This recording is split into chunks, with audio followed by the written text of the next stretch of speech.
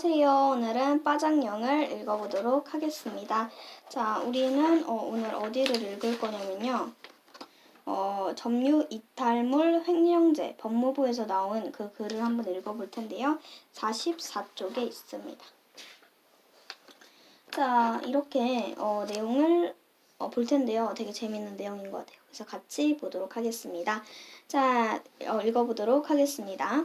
액수가 크든 작든 길에서 돈을 준 경험이 누구에게나 한 번쯤 있을 것이다. 길에서 반짝이는 동전을 줍는다면 설령 그것이 단돈 500원이라 할지라도 순간 기쁜 마음을 가졌을 것이다.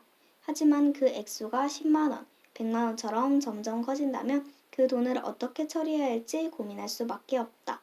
그러니까 예를 들어서 우리가 1,000원을 줬는다면 기쁘다. 10,000원 주면 그래도 쓸만한데? 뭐 이런 식으로 하면서 점점 늘어나서 10만원, 100만원이 된다면 우리는 괜히 만지고 싶지 않아 하고 처리하고 싶지 않아 할 것 같아요. 그래서 우리가 이런 돈을 준 경험에 대해서 얘기를 하면서 이렇게 어떻게 처리해야 될지 고민하는 거. 그럼 어떻게 처리해야 될지 알려주겠죠? 그럼 그거에 대한 내용 보도록 하겠습니다. 우리가 명심해야 할 것은 길에서 주운 돈이라도 엄연히 주인이 있다는 사실이다. 따라서 그것을 습득한 후 함부로 사용하면 남의 재산을 함부로 사용한 것과 같은 죄를 짓게 하는데 이를 점유이탈물 횡령죄라고 한다. 이때 점유이탈물이라 점유자의 의사 없이 점유자의 점유를 떠났지만 아직도 누구의 점유에도 속하지 않는 물건을 말한다. 예를 들어 잃어버린 물건, 잘못 배달된 물건, 타인이 실수로 놓고 간 물건 등이 점유이탈물에 해당된다. 자, 그러면 여기서 명심해야 할 것은 길에서 주운 돈이라도 이제 엄연히 주인이 있고 그리고 점유이탈물 이거를 이제 뺏어가는 건 점유이탈물 횡령죄라죠. 그래서 저도 극장을 보다가 이제 제가 아끼는 그 곰돌이 인형이 있었는데 그 인형이 이제 그 주머니에 넣다 보니까 그게 떨어졌나 봐요. 그래서 극장에 이제 불이 다 켜지고 찾아보려고 그랬는데 누가 가져갔는지 없더라고요. 그래서 이거를 이제 그거를 가져간 사람이 이제 점유이탈물 횡령죄를 한 거죠. 그렇죠? 자, 그러면 보도록 하겠습니다. 그렇다면 길에서 돈이나 물건을 습득하면 어떻게 처리해야 할까? 길에서 돈이나 물건을 습득하면 가까운 경찰서나 지구대에 신고해야 된다. 신고해야 되는데 그 사람 뺏어갔어. 신고해야 한다. 만약 이를 마음대로 사용하면 범죄를 저지르는 것이 된다. 그러나 이렇게 습득한 물건이 신고할 경우 주인이 나타나면 분실물 가치의 5에서 20% 범위의 보상금을 받을 수 있다. 오, 좋네요. 또 6개월이 지나도 주인이 나타나지 않으면 그 물건의 소유권을 취득하게 된다. 오, 되게 좋은 거네요. 그러면 막 예를 들어서 1,000만 원 있는데 그거를 이렇게 신고를 했는데 주인이 6개월 동안 안 하면 그 10만 원을 자기가 가질 수 있는 거죠. 그쵸? 자, 그러면 경찰서나 지구대에 이렇게 신고를 해야 되는데 이거를 신고할 경우 그리고 주인이 나타나면 이제 분실물 가치 5에서 20% 범위 그리고 6개월 동안 나타나지 않으면 소유권을 취득하게 된다는 거죠. 그렇죠?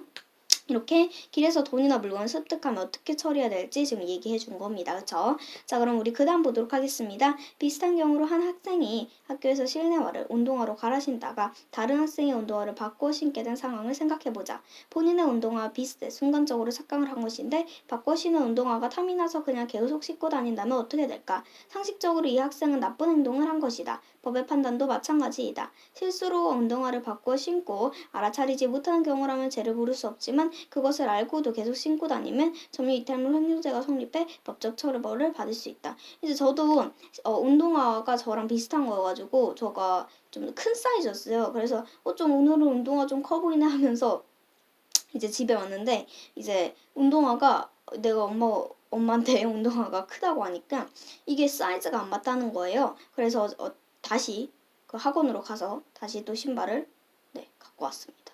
네, 그렇게 됐어요. 그래서 이렇게 탐이 나지 않고 순간적으로 착각을 해가지고 신게 된 거는 이건 이제 점유이탈물 횡령죄가 아니라는 거죠. 근데 만약에 이거를 알고도 이거를 탐이 나서 계속 제가 신고 다녔으면은 그건 이제 점유이탈물 횡령죄라는 거죠. 그쵸? 예시를 알려줬죠. 그래서 그 상황, 웅동어를 바꿔 시행상황. 그래서 탐이 나서 계속 신고 다니면은 점유 이탈물 횡령죄가 이제 성립이 된다라는 거죠. 그쵸? 자, 그다음 보도록 하겠습니다. 이런 사실을 통해 알 수 있는 것은 언뜻 보기에 사소한 일에도 법은 행동의 원칙을 정해놓았다는 것이다. 이러한 원칙은 복잡하고 어려운 것이 아니라 일반적인 상식을 규칙처럼 정해놓은 것이며 그렇기에 법은 꼭 지켜야 하는 원칙이 된다. 자, 그러면 이렇게 언뜻 보기에도 사소한 일에도 법은 이제 행동의 원칙을 정해놨다는 거죠. 그래서 법은 꼭 지켜야 하는 원칙이다. 이렇게 이야기하고 있습니다. 이따가 문제 풀어보도록 하겠습니다.